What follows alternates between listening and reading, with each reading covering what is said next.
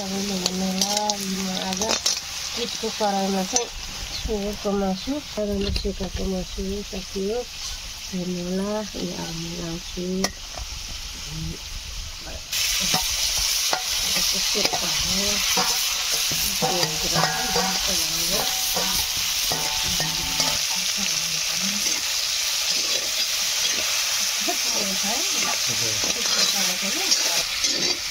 त्यो किटको कराई चाहिँ मेरो कान्छो छोराले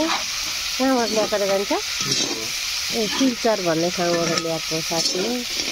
सानो टुपुक्क परेको छ पहिला पनि थियो छ अन्त ठुलो छ 10-15 जनालाई पुग्ने छ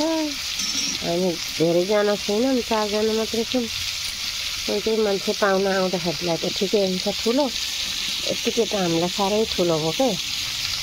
यो कराईमा पकाएर खाएको साग मासु जे पनि होस् सब्जीहरू चाहिँ एकदम हामीलाई राम्रो हुन्छ अरे स्वास्थ्यलाई राम्रो हुन्छ अरे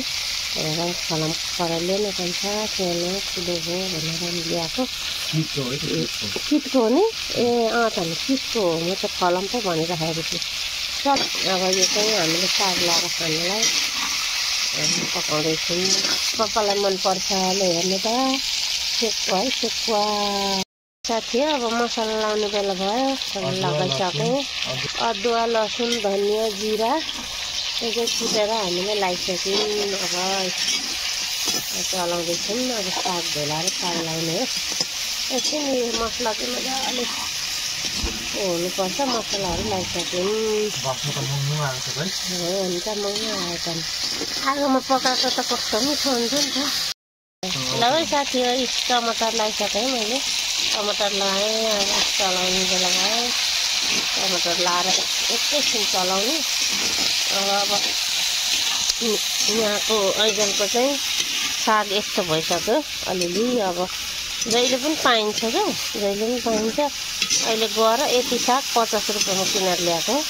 यो मासुमा हालेर खानलाई यो के को फेरेनको साग हो नि भन्छ यो फेरेनको साग हो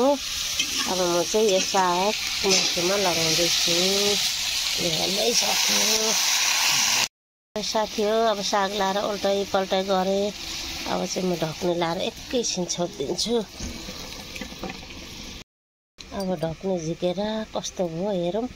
अनि फेरि उल्टाइ पल्टाइ गर्नुपर्छ सक्छ फेरि उल्टाइ पल्टाइ गरियो अब यहाँ हेर्नुहोस् है साथी अब पानी लगाएँ अलिकति सुक्न आँटेछ र पानी लगाइदिएँ ल अब फेरि उल्टाइ पल्टाइ भयो होइन अब छोड्नु साथी हो अब पानी पनि हालेँ यति पानी हालिसकेँ अब ढक्ने लगाइदिन्छु मजाले पाक्छ ढक्ने लगाइदिन्छु मजाले पाक्छ अनि पानी अलिक छुप सुकेपछि अनि त्यहाँबाट झिकेर खाने हो ढक्ने पनि लगाइदिएँ